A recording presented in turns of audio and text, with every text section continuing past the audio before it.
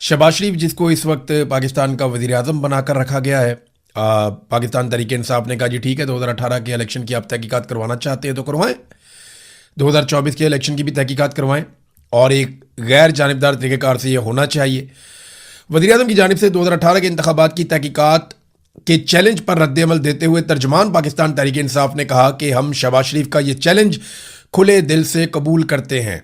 Election 2018 की गैर जानिबदाराना तहकीकात के लिए मुकम्मल तौर पर तैयार है। तहकीकात सिर्फ 2018 नहीं बल्कि 2024 के इंतखाबात की भी होनी चाहिए। 2014, 18 और 24 इन तमाम इंतखाबात का जामे जायजा लिया जाए। ये 14 में नहीं 13 में हुए थे। दूध का दूध और पानी का पानी हो जाएगा। 2014 में सिर्फ 4 हल्के खोलने का मुतालबा किया था।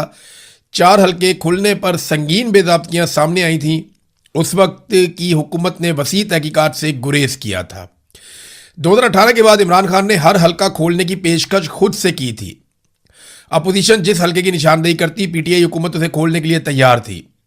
2024 के इंतखाबात में इंतखाबी शफाफियत पर संगीन सवालात उठे हैं। सियासी इंतकाम और उम्मीदवारों को जेलों में डालने के वाकयात सामने आए। ये तो बड़ा जुल्म है, एक एक पाकिस्तानी जानता है जो कुछ किया गया 2024 के इंतखाबात में। वो कुछ बार बार बताने की ज़रूरत नहीं है। बहुत सारे अब जो उम्मीदवार हैं पाकिस्तान तहरीक इंसाफ के, वो चैलेंज करना शुरू हो गए कि जनाब सबसे पहले मेरा हल्का खोल दें, 2018 का भी खोल दें और 2024 का भी खोल दें। वो जो सियालकोट से डार फैमिली है वो कहते हैं जी हमारा इलेक्शन खोलें, 2013 का भी, 18 का भी और 2024 का भी। हर कोई ये कहता है कि हल्का खोलें। मेरे ख्याल में जो सबसे बेहतर है वो नवाज शरीफ का हल्का खोल दे तो पूरे इलेक्शन का पोस्टमार्टम हो जाएगा। क्योंकि जिस आदमी के सर पे इन्होंने इलेक्शन लड़ा था, एक्चुअली ये सारा इलेक्शन पीएमएलएन ने 2 बंदों के भरोसे पे लड़ा था, एक फील्ड मार्शल आसिम मुनीर और एक नवाज शरीफ। कादी फायद ईसा भी था उस वक्त। तो इन लोगों ने इलेक्शन लड़ा था इन लोगों के सर के ऊपर रख के, और सहूलतकारी का किरदार अदा कर रहा था chief election commissioner Sikandar Sultan Raja. तो ये नवाज शरीफ का एक हल्का खोल लें, दूध का दूध और पानी का पानी हो जाएगा। अगर नवाज शरीफ जो पार्टी का सरबराह है वही नहीं जीता तो फिर कौन जीता? फिर तो कोई जीत ही नहीं सकता ना। अगर नवाज शरीफ खुद अपना इलेक्शन अपने ज़ाती हल्के से यास्मीन राशिद के मुकाबले में हार गया तो फिर कहाँ जीतेगा? नवाज शरीफ ने 2 इलेक्शन लड़े, एक लड़ा खैबर पख्तूनख्वा में हज़ारा में, वो भी हार गया, और एक इलेक्शन लड़ा लाहौर में यास्मीन राशिद के मुकाबले में, वो भी हार गया। फिर नाराज़ हो गया। जब नवाज शरीफ साहब रुस गए तो नवाज शरीफ साहब को एक फॉर्म 47 जाली पकड़ा दिया गया। लेकिन वो फॉर्म 47 जाली जारी करने के लिए किया ये गया कि बंदोबस्त करके वहाँ से आरओ को ही तब्दील करना पड़ा, क्योंकि आरओ इतनी बड़ी धांधली के लिए तैयार नहीं था। सिर्फ नवाज शरीफ का हल्का खोले सब पता चल जाएगा। ईमान ताहिर साहिबा ने भी चैलेंज कर दिया। ये अटक से इनकी एमएनए की 2 सीटें हैं। अटक में वैसे एमएनए की 2 ही सीटें हैं और वो दोनों के अंदर ये ख़ानदान बड़ा मकबूल है। वो कहती हैं चैलेंज है, सबसे पहले अटक के दोनों कौमी असम्बली के हलकों के 2018 और 2024 के फॉर्म 45 अवाम के सामने रख दें। एक एक पोलिंग स्टेशन और एक एक वार्ड का रिजल्ट चेक कर लें। अगर सच जानना है तो फर्जी बयानात नहीं, असल रिकॉर्ड सामने लाएं। दूध का दूध, पानी का पानी हो जाएगा। आपने दीदा दलेरी से 2024 में अवाम का मैंडेट चोरी किया, अब वही बात कि चोर मचाए शोर। बहरहाल ये एक और चैलेंज सामने आ गया। ईमान मदारी साहब भी कह रही है, लेकिन मेरा फिर ये कहना है कि सबके हल्के खोलने के बजाय एक नवाज शरीफ का हल्का खोले। पूरे इलेक्शन में वही हुआ है जो नवाज शरीफ के हल्के में हुआ है, नवाज शरीफ की बेटी के हल्के में भी वही हुआ, लेकिन नवाज शरीफ का एक हल्का खोलें तो दूध का दूध और पानी का पानी हो जाएगा। नादरीन, आज़ाद कश्मीर के हवाले से सूरत हाल मैं आपके सामने रखता हूँ। कुछ लोग पाकिस्तान के बाहर से भी गए हुए हैं पाकिस्तान में, और वो कोशिश कर रहे हैं कि मुज़ाकरात करवाए जाएँ। कुछ जो मकामी लोग हैं वो भी कोशिश कर रहे हैं, कुछ उलमा इकराम है वो भी कोशिश कर रहे हैं। फजलुर रहमान भी इस मामले में आए हैं, अचकज़ई साहब ने स्टेटमेंट दिया, कुछ और लोग भी आए। अब जो लोग इस वक्त मुज़ाकरात कर रहे हैं या बातचीत कर रहे हैं दोनों जानिब, उनसे कुछ खबरें बाहर आई हैं। मैं एग्जैक्टली आपको इसलिए नहीं बताऊंगा कि फिर वो उनको टारगेट किया जाएगा, उनकी कोशिशें जो हैं उनको भी टारगेट किया जाएगा। लेकिन मैं आपको ये बता देता हूँ कि जितने लोगों ने भी दोनों तरफ मुज़ाकरात किए वो ये कह रहे हैं कि जो जॉइंट अवामी एक्शन कमेटी है वो काफ़ी लचक दिखा रही है बहुत सारे मामलात में। वो एहतजाज भी कर रहे हैं, मार भी खा रहे हैं, पब्लिक उनके साथ खड़ी है, लेकिन इसके बावजूद वो लचक दिखा रहे हैं कि ठीक है हम बैठ कर बात करने के लिए तैयार हैं, हथियार का इस्तेमाल ना किया जाए, हमें गद्दार ना कहा जाए, जुल्म और ज्यादती बंद की जाए, और बैठ कर आप हमारे मुतालबात को सुने तो सही संजीदगी के साथ, और जो हमसे वादे किए हैं वो पूरे किए जाएं। अब ज्वाइंट अवामी एक्शन कमेटी जो है वो काफ़ी लचक दिखाती है, बातचीत करने में संजीदगी दिखाती है, लेकिन दूसरी तरफ जब एस्टेब्लिशमेंट के साथ जाके वो बात करते हैं तो वो बिल्कुल लचक नहीं दिखाते। मिलिट्री एस्टेब्लिशमेंट ने इसको एक मौके के तौर पे लिया हुआ है। उन्हें ये लगता है कि आज़ाद कश्मीर में जो रजीम के ऊपर उनका हमेशा से कंट्रोल रहता है, वो कंट्रोल उनका चला जाएगा अगर ये लोग सस्टेन कर गए तो। उन्हें ये लगता है कि ये जो आवाज़ें उठ गई हैं आज़ाद कश्मीर से और नौजवान इनके पीछे चल पड़े हैं, ख़वातीन इनके साथ चल पड़ी हैं, बहुत बड़ी तादाद में अवाम की ताकत, आज़ाद कश्मीर के अवाम, उनकी हमायत, उनकी ताकत जॉइंट अवामी एक्शन कमेटी के साथ मिल गई है। अगर ये अपने मुतालबात मंजूर करवाने में कामयाब हो जाते हैं या कुछ लेकर उठते हैं तो ये एक बहुत बड़ा ख़तरा बन जाएंगे। ये अपने बाकी मुतालबात भी पूरे करवाएंगे और हर तरह का जो कंट्रोल है मिलिट्री एस्टेब्लिशमेंट का, जिसके ज़रिए से आज़ाद कश्मीर के वसाइल पे काबू किया जाता है, वो एस्टेब्लिशमेंट का कंट्रोल कमज़ोर हो जाएगा। लिहाजा उन्होंने इसको एक मौके के तौर पे लिया कि इनको मुकम्मल तौर पे कुचल दिया जाए। अब सवाल ये पैदा होता है कि आज़ाद कश्मीर में कितना बड़ा जुल्म किया जा सकता है। मैंने आपको बताया था कि 4 लोग ऐसे हैं जिनके बारे में लगभग ये कह दिया गया एक मीटिंग के अंदर कि इनको तो एलिमिनेट करेंगे, इनको छोड़ेंगे नहीं, इनको तो मार देंगे। और ये मुझे मेरे एक ऐसे सोर्स ने बताया जो बराह रास्त कहता है जी मेरी उन लोगों से बात हुई जो बातचीत कर रहे हैं। तो अब एस्टेब्लिशमेंट इसको ऐसे ले रही है कि क्योंकि आज़ाद कश्मीर में हमारा कंट्रोल हमेशा रहना चाहिए, लिहाजा ये कंट्रोल के रास्ते में एक रुकावट है जो मुस्तकबिल में और ताकतवर और बड़े होते चले जाएंगे। लिहाजा इनको कुचल के ख़त्म कर दिया जाए। अगर ये बच गए तो फिर एस्टेब्लिशमेंट का इक़्तिदार और उसका सूरज गुरूब हो जाएगा आज़ाद कश्मीर में, जैसा कि अमली तौर पे पाकिस्तान में हो चुका है। अब एस्टेब्लिशमेंट का कंट्रोल नहीं है, वो ताकत के बलबूते पे उन्होंने किया। देखिए जो एस्टेब्लिशमेंट होती है ना वो डरा के काम चलाती है, लेकिन पिछले चंद सालों से एस्टेब्लिशमेंट मार के काम चला रही है। ये टॉर्चर कर रहे हैं, गोलियां चला रहे हैं। इस लेवल तक एस्टेब्लिशमेंट नहीं आती होती और ये आखिरी हरबा होता है, आखिरी हल होता है। तो इसका मतलब यह है कि अब उनके पास ऑप्शंस बहुत कम है। वो गोली चलाने वाला ऑप्शन ही इस्तेमाल कर रहे हैं जो आखिरी ऑप्शन होता है।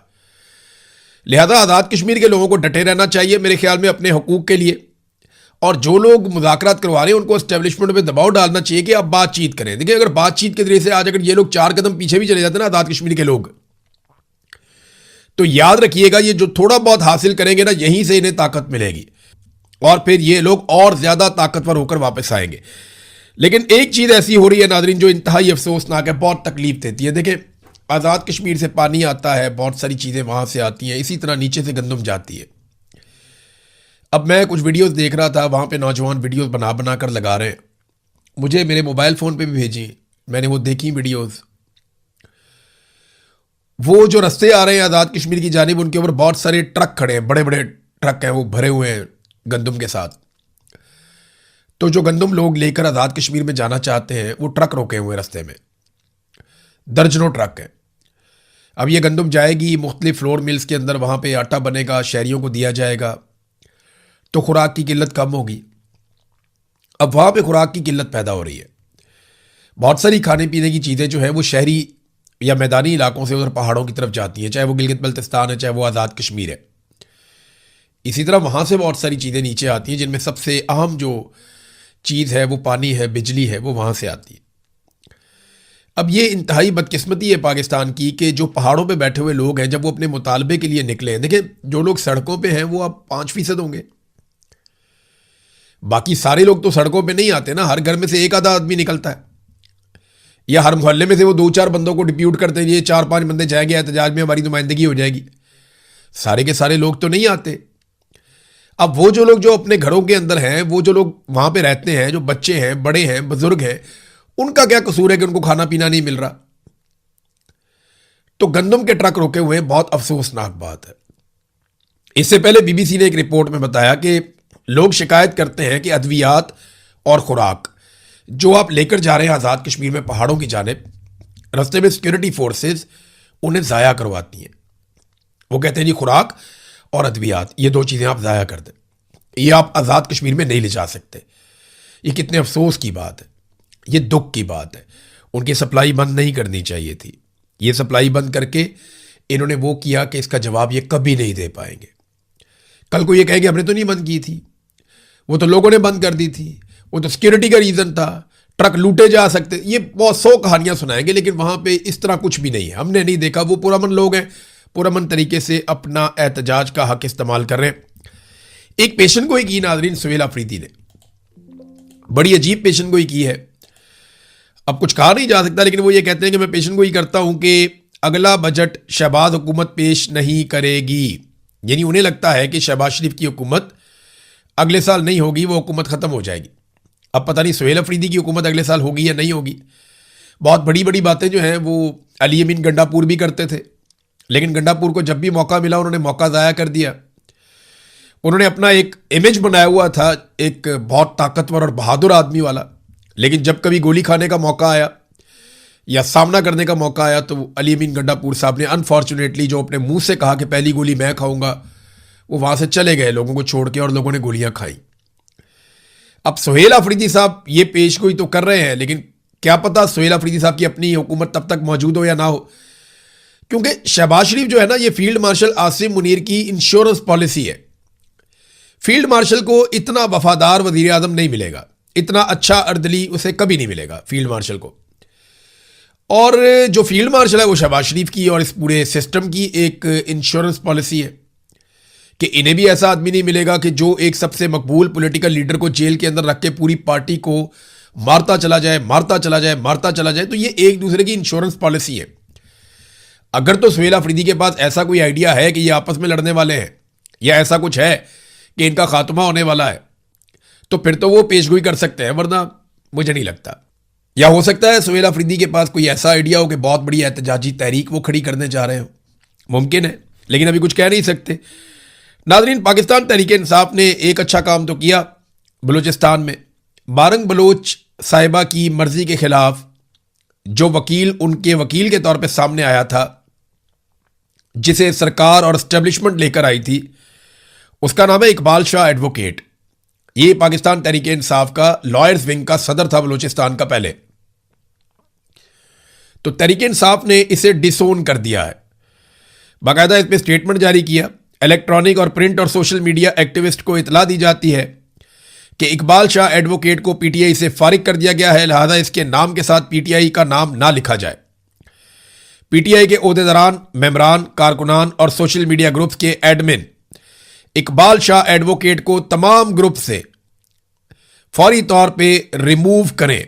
यानी जिस जिस जगह पे ये मौजूद है, किसी व्हाट्सएप ग्रुप में, किसी और जगह पे, जहां जहां ये शामिल होता है पाकिस्तान तहरीक इंसाफ के फैसलों में और दीगर चीज़ों में, इस आदमी को फौरन निकाला जाए। क्योंकि इमरान खान साहब ने मारंग बलोच और बलूचिस्तान के अवाम के हुकूक के साथ खड़े होने का कहा था, और जब उन पर मुश्किल वक्त आया तो किसी और वकील ने अपने आप को पेश नहीं किया, ये इस वकील ने अपने आप को पेश किया।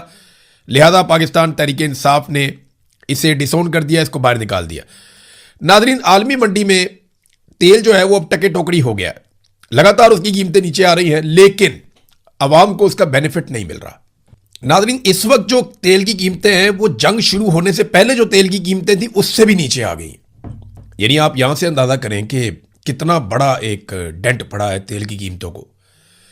यानी जब जंग शुरू हुई थी उस वक्त जो तेल की कीमतें थी उससे भी नीचे आ गई। लेकिन पूरी दुनिया में तेल की कीमतें ऐसे नहीं बढ़ाई गई जैसे पाकिस्तान में बढ़ाई गई।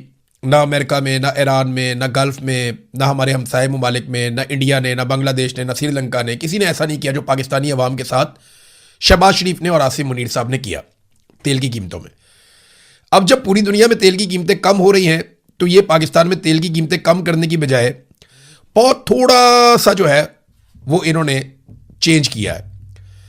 यानी जितने बड़े पैमाने पे इन्होंने तेल की कीमतें बढ़ा दी थी, इमरान खान के दौर में 150 रुपये लीटर था, आलमी मंडी में उस वक्त $100 से भी ऊपर प्राइस थी, तो आज ये $73 के करीब पहुंच गई है।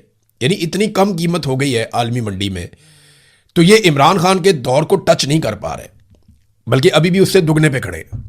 ये आलमी जरीदे ब्लूमबर्ग की रिपोर्ट के मुताबिक तेल की कीमत लगातार गिरती चली जा रही है, और जितनी भी आपको रिपोर्ट्स आ रही हैं हर जगह पे तेल की कीमत नीचे जा रही है। तमाम ममालिक रिलीफ दे रहे हैं, लेकिन पाकिस्तान के अंदर किसी किस्म का कोई रिलीफ नहीं है, क्योंकि पाकिस्तान के हुक्मरान जो हैं, फील्ड मार्शल आसिम मुनीर या शहबाज शरीफ, वो ये समझते हैं कि लोगों की जेबों से पैसा निकलवाने का ये एक बेहतरीन जरिया है कि आप तेल के ऊपर लेवी लगाएं, आप इजाफी टैक्सेस लगाएं, आप IPPs की जो कैपेसिटी पेमेंट्स हैं उनकी मद के अंदर बहुत ज़्यादा पैसा कौम से वसूल करें, बिजली का यूनिट 4 गुना महंगा कर दें, गैस का यूनिट 10 गुना महंगा कर दें। ये इन्होंने पाकिस्तानियों के साथ एग्जैक्टली किया है। इसीलिए तो सारी गैर मुल्की कंपनियां पाकिस्तान छोड़ छोड़ कर जा रही हैं। लोग अपना सरमाया पाकिस्तान से निकाल कर भाग रहे हैं और कोई और सरमाया लाने के लिए तैयार नहीं है, क्योंकि पाकिस्तान में इंसाफ ही नहीं है, निज़ाम कानून है ही नहीं, अदलिया आपको इंसाफ देती ही नहीं है। नादरीन, अब आखिर में एक खबर आई है अमेरिका से। अमेरिकी सेनेट ने डोनाल्ड ट्रंप के हाथ बांध दिए। अमेरिकी सेनेट ने एक बिल पास किया है जिसके तहत सदर ट्रंप कांग्रेस की इजाज़त के बगैर ईरान के खिलाफ जंग शुरू अब नहीं कर सकते, और सेनेट ने ऐसी किसी भी जंगी कार्रवाई को रोकने के हक में फैसला भी दे दिया। तो डोनाल्ड ट्रंप ने उस पर रद्दमल भी दिया। ट्रंप ने कहा कि उन्होंने ईरान को इस हद तक दबाव में ले लिया था कि वो घुटने टेक दे और किसी भी शर्त पर राजी होने के लिए तैयार हो चुका था वो, और बरसों बाद ईरान अमेरिकी सदर का रोब मान रहा था, लेकिन सेनेट ने गलत वक्त पर जंगी इख्तियारात को महदूद करने की वोटिंग करा के दुश्मन को यह तासुर दिया कि अमेरिकी हुकूमत सदर के फैसलों के साथ नहीं है। ट्रंप ने अपनी ही पार्टी के 4 सेनेटर्स को तनकीद का निशाना बनाते हुए कहा कि उन्होंने डेमोक्रेट्स का साथ देकर ईरान का हौसला बढ़ाया, जिससे इनका काम मुश्किल हुआ है, लेकिन वो इसे हर हाल में अंजाम तक पहुंचाएंगे। मामला यह है कि ट्रंप को अप्रूवल लेनी पड़ेगी हर हमले के आगाज में, और वो अप्रूवल उसे मिलेगी या नहीं मिलेगी, फिर वो हमला कर पाएगा। तो ट्रंप के हाथ कुछ हद तक बांध दिए हैं अमेरिकी सेनेट ने। देखें वहां पे कैसा है कानून, रूल ऑफ लॉ कैसा है कि वहां पार्लियामेंट की बात सुनी जाती है, अवामी मुंतखब नुमाइंदे जो है वो फैसले करते हैं। हमारे यहाँ तो ऐसा नहीं, हमारे यहाँ पे तो जनरल आसिम मुनीर जो कह देंगे वही मुल्क का कानून है, वही आइन है। नादरीन, मेनाब स्कूल में जो मासूम बच्चियों की शहादतें हैं, 168 बच्चियां पहले दिन शहीद कर दी गई थी, वो डोनाल्ड ट्रंप और अमेरिका के लिए एक डरावना ख्वाब बनी हुई है। और ट्रंप से जब सवाल किया गया इसके बारे में कि क्या आपने ये रिपोर्ट देखी है इस मेनाब स्कूल के इंसिडेंट के बारे में, तो उसने कहा जी कि मुझे इसके मुकम्मल होने का इंतज़ार करना होगा, मैं नहीं जानता कि वो कभी इस मसले को हल कर पाएंगे या नहीं कर पाएंगे। तो डोनाल्ड ट्रंप जो है ना वो इससे भागता रहा, उससे सवालात किए गए लेकिन वो इससे भागता रहा, और डोनाल्ड ट्रंप ये कहना चाहता है कि वो मिसाइल हमारा नहीं था जो जाकर मेनाब स्कूल के अंदर गिरा। उसने कहा जी हवा में बहुत सारे मिसाइल थे, ये था वो था, लेकिन ईरान ने यह साबित किया था कि ये जो मिसाइल है ये अमेरिकन मिसाइल हैं, और शुरू में अमेरिका की जानिब से इसका बाकायदा एतराफ़ किया गया था कि मिसाइल अमेरिका की जानिब से चला था जो आकर मेनाब स्कूल पे गिरा। अब ये एक बहुत बड़ा जंगी जुर्म है, यहाँ पे डोनाल्ड ट्रंप को जो है वो जवाब आज नहीं तो कल देना तो पड़ेगा।